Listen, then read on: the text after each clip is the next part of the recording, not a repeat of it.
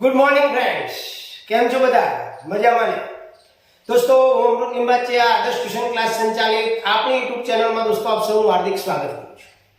મિત્રો, આજના વિડિયોની અંદર આપણે શીખવા જઈ રહ્યા છીએ વિભાગ બી સાયન્સ ધોરણ 10 ની અંદર માર્ચ 2024 ની અંદર મહત્તમ પૂછાવાની શક્યતાવાળા પ્રશ્નો.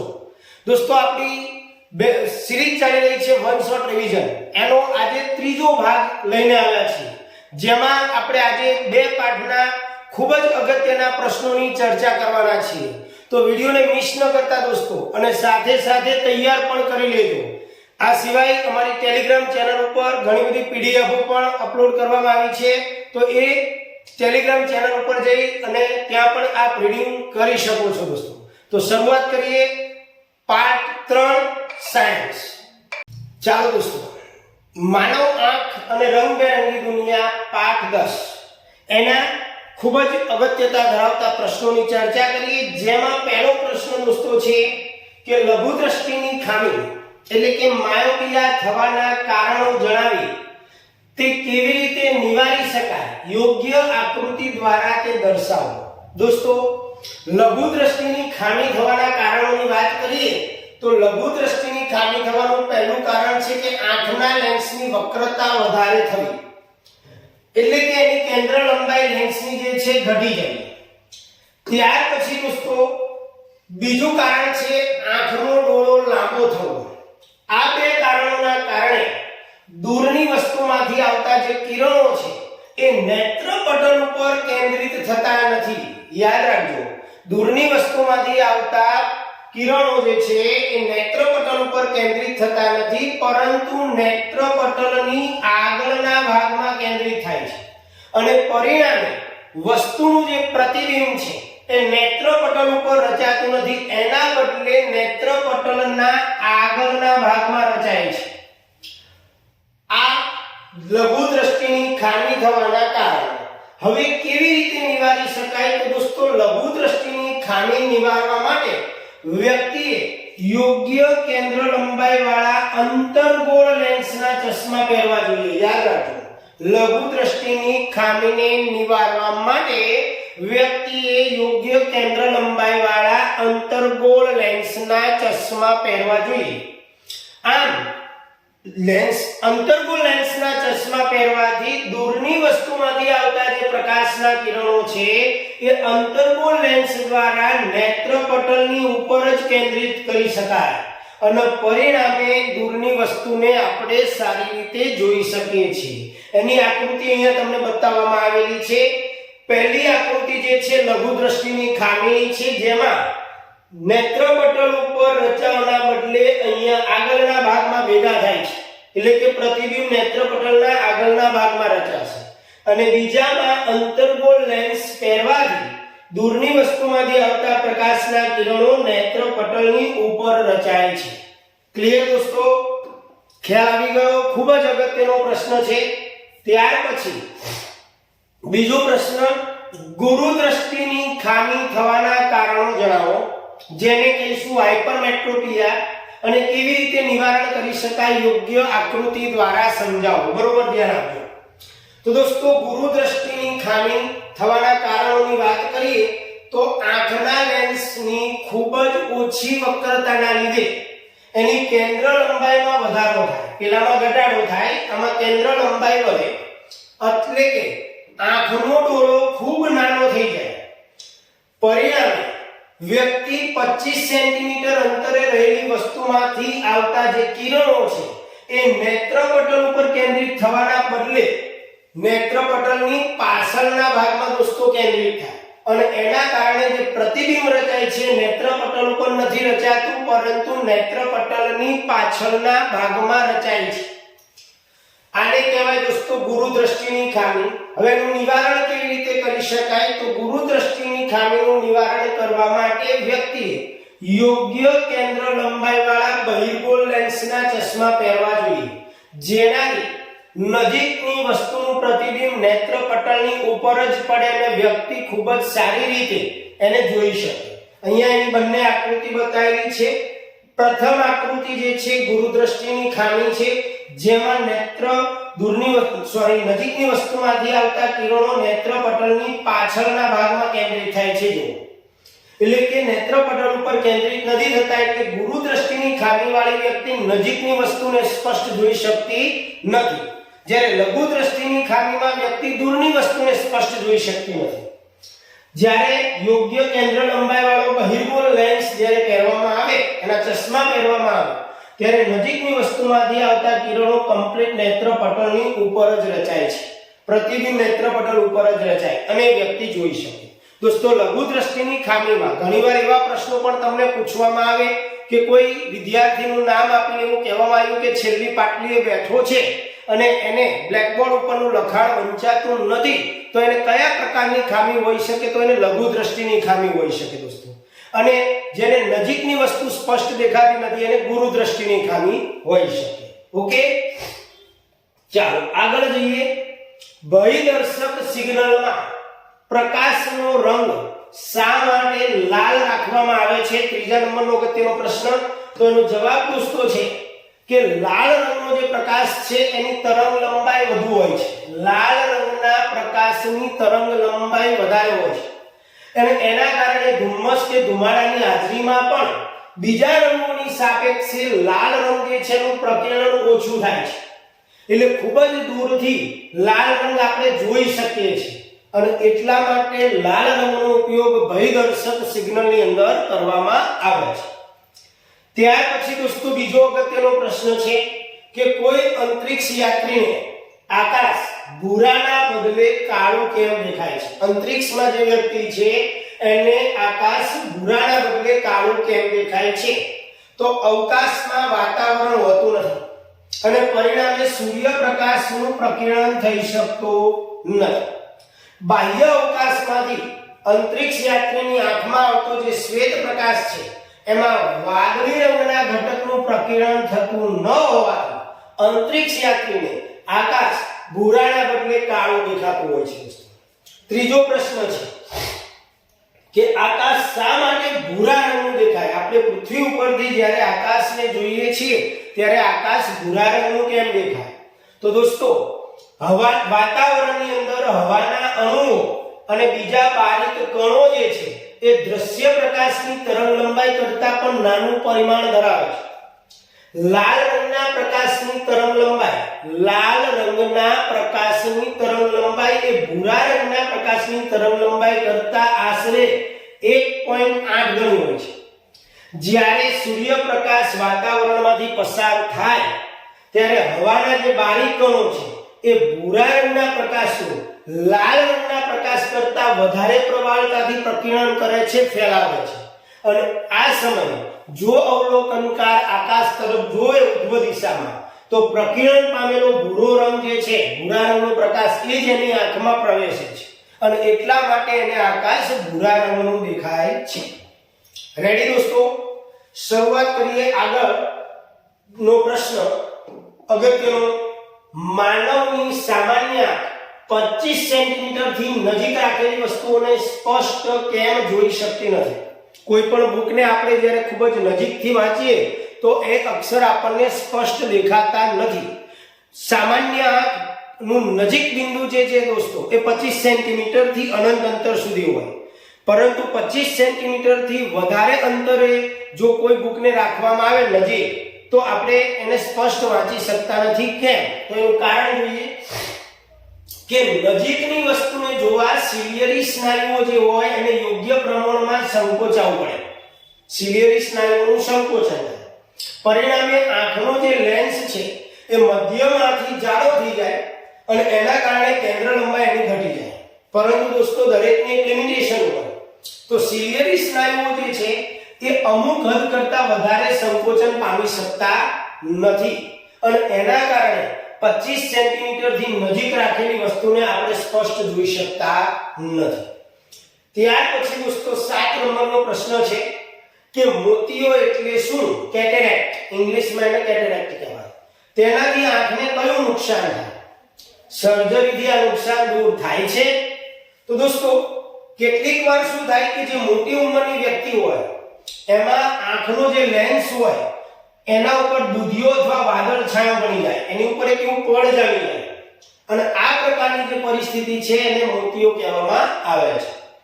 હવે બીજો પ્રશ્ન છે, એનાથી આંખને કયું નુકસાન થાય? તો જે વ્યક્તિને મોતિયો આવેલો હોય, કેટેરેક્ટ હોય, એ વ્યક્તિ વસ્તુને અંશતઃ એટલે કે થોડી ઘણી અથવા તો સંપૂર્ણ દ્રષ્ટિ ગુમાવે અને સંપૂર્ણ દેખાય નહીં. હવે એને જો સર્જરી કરવામાં આવે, અત્યારની લેટેસ્ટ ટેકનોલોજી પ્રમાણે જો એની સર્જરી કરવામાં આવે તો વ્યક્તિ ફરીથી જોવાની શક્તિને પુનઃ મેળવી શકે છે. ઓકે, તો આ બધા જ અગત્યના પ્રશ્નો છે જે 2 ગુણમાં પૂછાય એવા છે. ત્યાર પછી દોસ્તો 8 નંબરનો અગત્યનો પ્રશ્ન 2 ગુણ માટે કે ગ્રહો કેમ ટમટમતા નથી. દોસ્તો તમને પણ ખબર હશે કે આ પ્રશ્નો તમારી પહેલી અને બીજી એક્ઝામમાં પૂછાયા બી હશે. ખૂબ જ અગત્યના પ્રશ્નો છે. તો ગ્રહો કેમ ટમટમતા નથી? તો એનો જવાબ છે દોસ્તો, પહેલા તો ગ્રહો જે છે એ પૃથ્વીની નજીક છે, એટલે એને આપણે વિસ્તૃત સ્થાન ધરાવે છે, એટલે ટમટમતા દેખાતા નથી. તેમને બિંદુવત ઉદ્ગમ સ્થાનનો સમૂહ ગણીએ તો બિંદુવત પ્રકાશ ઉદ્ગમોથી આપણી આંખમાં પ્રવેશ કરતા પ્રકાશની સરેરાશ તીવ્રતામાં ફેરફાર જે છે, એટલે કે જો બહુ દૂર હોય તો એની તીવ્રતા ઘટી જાય, નજીક હોવાથી એની તીવ્રતામાં જે થતો ફેરફાર છે લગભગ થતો જ નથી, તીવ્ર જ લાગે છે, અને એના કારણે એની ટમટમવાની જે અસર છે નાબૂદ થઈ જાય છે. અને એટલા માટે દોસ્તો ગ્રહો જે છે ટમટમતા નથી. શું કીધું? ગ્રહો એ આપણી ખૂબ જ નજીક હોવાથી એને વિસ્તૃત ઉદ્ગમ ગણી શકાય, અને એના કારણે ટમટમવાની જે ઇફેક્ટ છે એ અસર નાબૂદ થઈ જાય છે દોસ્તો. તો પછી તારાઓ કેમ ટમટમે છે? આ પણ એક અગત્યનો પ્રશ્ન છે. તો તારાઓ આપણાથી દૂર છે, પૃથ્વીથી ઘણા દૂર છે, અને એના સ્થાનને આપણે બિંદુવત ગણી શકીએ, એટલે તેમના કિરણો જ્યારે વાતાવરણમાં થઈને આપણી આંખમાં આવે ત્યારે એની જે તીવ્રતા છે પ્રકાશની એ સતત બદલાયા કરે છે, અને પ્રકાશની તીવ્રતા સતત બદલાવાથી આપણને તારાઓ ટમટમતા દેખાય છે. આ 2 ગુણ માટેનો છે, પણ મોટા પ્રશ્ન માટે 4 ગુણોમાં પૂછાય તો એ મોટો જવાબ લખવો પડે દોસ્તો. ત્યાર પછી આગળનો પ્રશ્ન છે કે પ્રકાશનું પ્રકિરણ એટલે શું અને તે કયા પરિબળો ઉપર આધાર રાખે છે? પ્રકાશનું પ્રકિરણ કોને કહેવાય? તો દોસ્તો સૂક્ષ્મ કણો અને અણુઓ વડે બધી દિશામાં પ્રકાશ ફેલાય, વિખેરણની જે ઘટના છે, પ્રકાશના વિખેરણની ઘટના, એને પ્રકાશનું પ્રકિરણ કહેવામાં આવે છે. હવે પ્રકિરણ પામતો પ્રકાશનો જે રંગ છે એ પ્રકિરણ કરતા કણોના પરિમાણ ઉપર એટલે કે એના કદ ઉપર આધાર રાખે છે. જો બારીક કણો છે, અત્યંત બારીક કણો, તો કે જેની તરંગ લંબાઈ ખૂબ ઓછી હોય, તો તેવા કણો જે છે વાદળી રંગના પ્રકાશનું પ્રકિરણ કરશે. જો કણો ખૂબ જ બારીક હશે, અતિશય બારીક હશે, તો એની તરંગ લંબાઈ ઓછી હશે, અને એવા કણો જે છે એ વાદળી રંગના પ્રકાશનું પ્રકિરણ કરશે. જ્યારે જો મોટા કણો હશે તો એ મોટી તરંગ લંબાઈ ધરાવતા લાલ રંગના પ્રકાશનું પ્રકિરણ કરે છે. જો પ્રકિરણ કરતા કણોનું કદ ખૂબ જ મોટું હોય તો જે પ્રકિરણ પામતો પ્રકાશ છે સફેદ પ્રકાશનું પ્રકિરણ કરશે દોસ્તો. તો આ રીતે જુદી જુદી બાબતો ઉપર આધાર રાખે છે. ત્યાર પછી આગળ જઈએ દોસ્તો હવે 11મા પાઠમાં. ચાલો મિત્રો, તો 11મા પાઠનો જે પહેલો પ્રશ્ન છે, ધ્યાન રાખજો, ઘણા બધા વિદ્યાર્થીઓને આ પાઠ અઘરો પડતો હોય છે. આપણે ઘણા અગત્યના પ્રશ્નો લીધા છે અને એના જવાબો પણ એ રીતે લખેલા છે. તો દોસ્તો અહીંયા જોઈએ આપણે પહેલો પ્રશ્ન કે વાહકમાં વહેતા વિદ્યુત પ્રવાહનું મૂલ્ય કઈ 2 બાબતો ઉપર આધાર રાખે છે? કોઈ પણ વાહકમાંથી વિદ્યુત પ્રવાહ વહેતો હોય તો એ કઈ 2 બાબતો ઉપર આધાર રાખે છે? તો પહેલો, વાહકના 2 છેડા વચ્ચેના વિદ્યુત સ્થિતિમાનના તફાવત ઉપર આધાર રાખે, અને બીજું વાહકના અવરોધ ઉપર. આ 2 બાબતો ઉપર આધાર રાખે છે. ત્યાર પછી બીજો પ્રશ્ન છે વિદ્યુત સ્થિતિમાનની વ્યાખ્યા આપો અને એના એકમને જણાવો. દોસ્તો વિદ્યુત સ્થિતિમાનની વ્યાખ્યા જોઈએ કે અનંત અંતરેથી એકમ ધન વિદ્યુત ભારને વિદ્યુત ક્ષેત્રના કોઈ બિંદુ સુધી લાવવા માટે વિદ્યુત ક્ષેત્રના સ્થિત વિદ્યુત બળ વિરુદ્ધ કરવા પડતા કાર્યને તે બિંદુ આગળનું વિદ્યુત સ્થિતિમાન કહેવામાં આવે છે. હવે એનો એકમની વાત કરીએ તો વિદ્યુત સ્થિતિમાનનો SI એકમ વિકલ્પ ખાલી જગ્યામાં પણ પૂછી શકે જૂલ પ્રતિ કુલમ છે અને દોસ્તો એને વોલ્ટ પણ કહેવામાં આવે છે. ત્યાર પછી ત્રીજો પ્રશ્ન છે કે દ્રવ્યની અવરોધકતા કયા કયા પરિબળો ઉપર આધાર રાખે છે? તો દોસ્તો દ્રવ્યની અવરોધકતા એ એક દ્રવ્યના પ્રકાર ઉપર, ત્યાર પછી દ્રવ્યના તાપમાન ઉપર અને અમુક અંશે એના ઉપર લાગતા દબાણ ઉપર આધાર રાખે છે. આગળ અગત્યના 11મા પાઠના પ્રશ્નોની વાત કરીએ આપણે તો અવરોધોના સમાંતર જોડાણના ફાયદા અને ગેરફાયદા. દોસ્તો કરી લેજો, પૂછાય એવો મોસ્ટ આઈએમપી પ્રશ્ન છે. આમ તો બધા પૂછાય એવા, પણ આ ઘણો અગત્યનો પ્રશ્ન છે. અવરોધોના સમાંતર જોડાણના ફાયદા અને ગેરફાયદા. તો સૌ પહેલા આપણે ફાયદાની ચર્ચા કરીશું. તો દોસ્તો પહેલો કે સમાંતર જોડેલા 3 બલ્બમાંથી કોઈ એક બલ્બ ઉડી જાય તો પણ બાકીના બલ્બો 2 ચાલુ રહે, વિદ્યુત પ્રવાહ વહેવાનું ચાલુ રહે અને પ્રકાશિત રહે. એટલે આપણા ઘરની અંદર જે જોડાણ હોય એમાં વિદ્યુત ઉપકરણોમાં સમાંતર જોડાણમાં જોડેલા હોય, જેથી કરીને એક ઉપકરણ બંધ થઈ ગયું હોય તો અન્ય ઉપકરણો ચાલુ રહે. રાઈટ?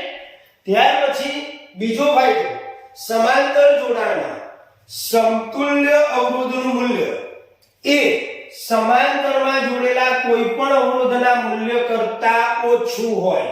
એટલે કે અવરોધોને સમાંતરમાં જોડવાથી આપણે વધુ વિદ્યુત પ્રવાહ મેળવી શકીએ. આ 2 ફાયદા.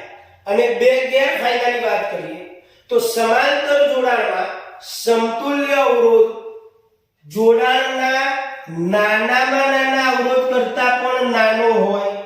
આ યાદ રાખજો, જેના કારણે કુલ પ્રવાહ વધી જાય છે અને પરિણામે વિદ્યુત પ્રવાહને નિયંત્રિત કરી શકાતો નથી. બીજો, જુદા જુદા વોલ્ટેજ રેટિંગ વાળા જો બલ્બને આપણે સમાંતરમાં જોડેલા હોય તો બલ્બ જે છે એ પૂર્ણ ક્ષમતાથી, જેટલા એનામાં ક્ષમતા હોય એટલા ક્ષમતાથી પ્રકાશતો નથી. દાખલા તરીકે 220 વોલ્ટ, 230 વોલ્ટ અને 240 વોલ્ટ પર કાર્યરત આપણે 3 બલ્બો 220 વોલ્ટના પ્રાપ્તિ સ્થાન સાથે જોડેલા હોય તો એમાં બધા જ બલ્બ પૂર્ણ ક્ષમતાથી પ્રકાશશે નહીં. તો આ 2 એના ગેરફાયદા છે. આ સિવાયનો તફાવત પણ દોસ્તો આવી શકે શ્રેણી જોડાણ અને સમાંતર જોડાણ. ત્યાર પછી આગળ 5મો પ્રશ્ન દોસ્તો. આ પ્રશ્ન પણ ખૂબ જ અગત્યનો છે દોસ્તો. આ પ્રશ્ન પણ ખૂબ જ અગત્યનો છે. પરીક્ષામાં આ વખતે 2024 માં પૂછાય એવો પ્રશ્ન છે. બરોબર ધ્યાન આપો કે વિદ્યુત પ્રવાહની તાપીય અસર કોને કહેવાય અને તેના ઉપર અહીંયા મિસ્ટેક છે, કાર્ય કરતા સાધનો જણાવો. તો દોસ્તો પહેલા આપણે વિદ્યુત પ્રવાહની તાપીય અસરની વાત કરીએ તો ઊંચા અવરોધ ધરાવતા વાહકતા જેવા કે નિક્રોમ તારમાંથી વિદ્યુત પ્રવાહ જ્યારે પસાર થાય છે ત્યારે તેમાં ઉષ્મા ઉત્પન્ન થાય છે, ગરમી ઉત્પન્ન થાય છે અને ગરમ થઈ જાય છે. માત્ર શુદ્ધ અવરોધીય પરિપથમાં પ્રાપ્તિ સ્થાનની એટલે કે બેટરીની સંપૂર્ણ ઊર્જા સતત ઉષ્મા સ્વરૂપે વ્યય પામે છે અને આને કહેવામાં આવે છે વિદ્યુત પ્રવાહની તાપીય અસર. હવે વિદ્યુત પ્રવાહની તાપીય અસર ઉપર કાર્ય કરતા સાધનોની વાત કરીએ તો એમાં એક આવશે વિદ્યુત હીટર અને વિદ્યુત ઇસ્ત્રી. આ બંને વિદ્યુત પ્રવાહની તાપીય અસરના સિદ્ધાંત પર કાર્ય કરે છે. ત્યાર પછી આગળ વધીએ દોસ્તો 11મા પાઠનો બીજો અગત્યનો પ્રશ્ન. છઠ્ઠો પ્રશ્ન. આ પ્રશ્ન પણ ભૂતકાળમાં બોર્ડની અંદર પૂછાયેલો છે. શા માટે ટોસ્ટર અથવા વિદ્યુત ઇસ્ત્રીની કોઇલ એ શુદ્ધ ધાતુની ન બનાવતા મિશ્ર ધાતુની બનાવવામાં આવે છે? યાદ રાખજો દોસ્તો કે ટોસ્ટરની કે ઇસ્ત્રીની જે કોઇલ છે એ શુદ્ધ ધાતુની નથી બનાવવામાં, પરંતુ મિશ્ર ધાતુની કેમ બનાવવામાં આવે છે? તો દોસ્તો તાપન સાધનો એટલે કે વિદ્યુત પ્રવાહની તાપીય અસર ઉપર કામ કરતા જે સાધનો છે જેમ કે ટોસ્ટર કે વિદ્યુત ઇસ્ત્રી, એની કોઇલ શુદ્ધ ધાતુના બદલે મિશ્ર ધાતુની બનાવવામાં કેમ આવે છે? કારણ કે મિશ્ર ધાતુની જેમ કે નિક્રોમ તો એની અવરોધકતા એ એનો જે શુદ્ધ ધાતુ હોય એના કરતા વધારે હોય. વિદ્યુત નિક્રોમની અવરોધકતા એ શુદ્ધ ધાતુઓ કરતા ઘણી વધારે હોય. મિશ્ર ધાતુ ઊંચા તાપમાને હોય તો પણ તે ત્વરિત ઓક્સિડાઇઝ એટલે કે દહન પામતી નથી, સળગી જતી નથી. એનો મિશ્ર ધાતુનું જે ગલન બિંદુ છે દોસ્તો એ ખૂબ ઊંચું હોય છે, એટલે જલ્દી એ પીગળી ન જાય. આ ત્રણ કારણો એવા છે કે જેના કારણે ટોસ્ટર અને વિદ્યુત ઇસ્ત્રીની જે કોઇલ છે એ મિશ્ર ધાતુમાંથી બનાવવામાં આવે છે. ત્યાર પછી 7 નંબરનો પ્રશ્ન કે વાહકનો અવરોધ કઈ કઈ બાબતો ઉપર આધાર રાખે છે. તો દોસ્તો વાહકનો અવરોધ એ વાહકની લંબાઈ, વાહકના આડછેદનું ક્ષેત્રફળ, વાહકના દ્રવ્યની જાત એટલે કે એનો પ્રકાર અને વાહકનું તાપમાન, આ 4 બાબતો ઉપર આધાર રાખે છે. ત્યાર પછી આગળ જોઈએ દોસ્તો કે વિદ્યુત પ્રવાહનો એકમ શું અને એને વ્યાખ્યાયિત કરો. એટલે કે વિદ્યુત પ્રવાહનો એકમનું નામ આપવાનું અને એને તમારે વ્યાખ્યા આપવાની. તો દોસ્તો વિદ્યુત પ્રવાહનો SI એકમ જે છે એમ્પિયર છે. વિદ્યુત પ્રવાહનો SI એકમ એમ્પિયર છે અને આ એમ્પિયર આંદ્રે મારી એમ્પિયરના વૈજ્ઞાનિકની યાદમાં લેવામાં આવ્યો છે. હવે એમ્પિયરની વ્યાખ્યા આપણે જોઈએ તો જો વાહકના કોઈ આડછેદમાંથી 1 સેકન્ડની અંદર 1 કુલમ વિદ્યુત ભારનો જથ્થો પસાર થતો હોય, વાહકના કોઈ આડછેદમાંથી 1 સેકન્ડમાં 1 કુલમ વિદ્યુત ભારનો જથ્થો પસાર થતો હોય તો તે વાહકમાંથી 1 એમ્પિયર વિદ્યુત પ્રવાહ વહે છે એવું કહી શકાય. રેડી? ચાલો આગળ ધ્યાન રાખજો દોસ્તો, આ પ્રશ્ન થોડો ગણતરી વાળો છે અને પૂછાય એવો પણ છે. તૈયાર કરી લેજો નહીતર પસ્તાશો. કુલમ વિદ્યુતભારની રચના કરતા ઇલેક્ટ્રોનની સંખ્યા ગણો. 1 કુલમ વિદ્યુતભારની રચના કરતા ઇલેક્ટ્રોનની સંખ્યા. તો દોસ્તો આપણે જાણીએ છીએ કે 1 ઇલેક્ટ્રોન ઉપર કેટલો વિદ્યુતભાર હોય. અહીંયા થોડું ટાઈપિંગ મિસ્ટેક છે. 1.6 ગુણ્યા 10⁻⁻19 કુલમ ઋણ વિદ્યુતભાર ધરાવે. હવે દોસ્તો વિદ્યુતભાર અને ઇલેક્ટ્રોનની સંખ્યા એટલે કે 1 ઇલેક્ટ્રોન ઉપર ઇલેક્ટ્રોનની સંખ્યા 1 અને વિદ્યુતભાર કેટલો તો -1.6 ગુણ્યા 10⁻19 કુલમ. હવે આપણને પ્રશ્ન શું પૂછ્યો છે કે 1 કુલમ વિદ્યુતભાર, તો 1 કુલમ વિદ્યુતભારમાં કેટલી ઇલેક્ટ્રોનની સંખ્યા હોય તો એની સંખ્યા ગણીએ આપણે તો આ બે સ્ટેપ ઉલટાઈ જશે. એટલે કે 1 કુલમ ઉપર આવશે -1.6 ગુણ્યા 10⁻19 નીચે આવશે ગુણ્યા 1 થશે. હવે દોસ્તો અહીંયા બંને માઈનસ માઈનસ એટલે પ્લસ. ત્યાર પછી ધ્યાન રાખજો અહીંયા 10⁻19 છે કે આપણે એક ઘાત ઓછી કરીએ એટલે કે 10⁻18 ગુણ્યા 10⁻1 તો આ -1 ઘાતને આપણે ઉપર લઈ જઈએ તો ઘાત ઘાતાંકના નિયમ પ્રમાણે આ ધન થઈ જશે. એટલે કે 10 ઉપર ગયા ગુણ્યા 10⁻18 એને પણ આપણે ઉપર લઈ ગયા બરોબર અને નીચે લખ્યા 1.6. હવે 1.6 વડે આપણે જ્યારે 10 ને ભાગીએ ત્યારે આપણને મળશે જવાબ 6.25. 6.25 ગુણ્યા 10⁻18 ઇલેક્ટ્રોન વડે 1 કુલમ વિદ્યુતભાર મેળવી શકાય. બરોબર તૈયાર કરી લેજો, અગત્યનો પ્રશ્ન છે અને બોર્ડની એક્ઝામમાં પૂછાય એવો છે. જો હમણાં જ મેં તમને કીધું હતું કે ભાઈ તફાવત પણ આવી શકે આ પાઠમાંથી શ્રેણી જોડાણ અને સમાંતર જોડાણનું. તો દોસ્તો શ્રેણી જોડાણની અંદર પ્રવાહના વહેવાનો માર્ગ એક જ માર્ગ હોય, જ્યારે સમાંતર જોડાણમાં પ્રવાહને વહેવાનો માર્ગ એક કરતા વધુ હોય. બીજું અવરોધમાંથી વહેતો પ્રવાહ સમાન મૂલ્યનો હોય, જ્યારે આમાં અવરોધમાં બે છેડા વચ્ચેનો વોલ્ટેજ સમાન હોય. આમાં વિદ્યુત પ્રવાહ સમાન મૂલ્યનો હોય, આમાં વોલ્ટેજ સમાન હોય. તમે મોટા પ્રશ્નો શીખેલા હશો સમતુલ્ય અવરોધનું સૂત્ર તારવવાના, એમાં જોયું હશે. શ્રેણી જોડાણનો સમતુલ્ય અવરોધ એ શ્રેણીમાં જોડેલા અવરોધોના સરવાળા જેટલો હોય. એટલે કે R બરાબર R1 R2 R3. જ્યારે સમાંતર જોડાણ જે છે એના સમતુલ્ય અવરોધ એ વ્યસ્ત સમતુલ્ય અવરોધનો વ્યસ્ત એ સમાંતર જોડેલા અવરોધોના વ્યસ્તના સરવાળા જેટલો હોય. મતલબ 1/r બરાબર 1/r1 વત્તા 1/r2 વત્તા 1/r3, જે સમાંતર જોડાણનું સૂત્ર છે અને પેલું શ્રેણી જોડાણનું સૂત્ર છે. ઓકે, ત્યાર પછી બીજો એક તફાવત આવી શકે દોસ્તો, અવરોધક અને અવરોધકતા બે ગુણની અંદર. તો દોસ્તો અવરોધ કોને કહેવાય કે વાહકના પરિમાણો a અને i પર આધાર રાખે, એટલે કે આડછેદનું ક્ષેત્રફળ અને જાડાઈ. જ્યારે અવરોધકતા જે છે એ વાહકના પરિમાણો a અને i ઉપર આધાર રાખતા નથી. ત્યાર પછી એનો SI એકમ અવરોધનો ઓમેગા છે અને અવરોધકતાનો SI એકમ છે ઓમેગા મીટર. અવરોધ વાહકનો હોય જ્યારે અવરોધકતા જે છે વાહકના દ્રવ્યની હોય. તો આ તફાવત પણ કરી લેજો. હવે દોસ્તો વિદ્યુત ઊર્જાનો વ્યાપારિક એકમ શું એ જણાવી. એક યુનિટ કોને કહેવાય જણાવો. તો દોસ્તો વિદ્યુત ઊર્જાનો વ્યાપારિક એકમ છે કિલોવોટ અવર. હવે કિલોવોટ અવરનો મતલબ શું થાય દોસ્તો? તો 1 કિલો ગુણ્યા 1 કલાક, 1 કિલોવોટ ગુણ્યા 1 કલાક. હવે 1 કિલોવોટ બરાબર કેટલા વોટ થાય? તો 1000 વોટ થાય. અને 1 કલાકની સેકન્ડ કેટલી થાય? તો 3600 સેકન્ડ થાય. હવે આ બંનેનું આપણે સાદુરૂપ આપીએ તો 3600 અને 1000 ના બીજા 3 મીંડા લગાવીએ. હવે આપણે આને પ્રમાણિત સ્વરૂપમાં લખીએ તો 3.6, 1 2 3 4 5 અને 6 સુધી આવીએ એટલે ગુણ્યા 10⁶ જૂલ અથવા વોટ સેકન્ડ.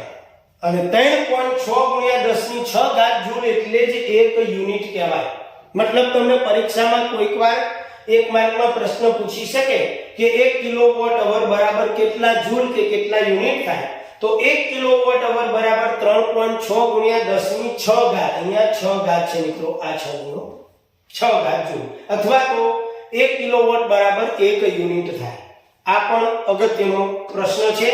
તો આટલા પ્રશ્નો દોસ્તો તમારે તૈયાર કરવાના છે 10મા પાઠમાંથી અને 11મા પાઠમાંથી 2 ગુણ માટે 100% આની અંદરથી તમને બોર્ડની અંદર પ્રશ્નો મળી જ રહેશે. હવે પછી આપણે 2 પાઠ જોઈશું, એક 12મો પાઠ અને એક 13મો પાઠ, જે પણ 2 ગુણમાં પૂછાવાના છે તમારે. તો મળીશું નેક્સ્ટ વિડીયોમાં. જો આપને અમારું કામ ગમે તો ચેનલને લાઈક અને શેર જરૂર કરજો દોસ્તો, જેથી વધુમાં વધુ વિદ્યાર્થીઓને એનો લાભ મળે. અને જો આપ અમારી ચેનલ પર નવા હો તો સબસ્ક્રાઇબ કરવાનું ભૂલતા નહીં, જેથી કરી બોર્ડના છેલ્લા પેપર સુધી આપને અવનવા વિડીયો અને માહિતી મળતી રહે અને અમને પણ મોટિવેશન મળે. તો આવજો. જય સ્વામિનારાયણ.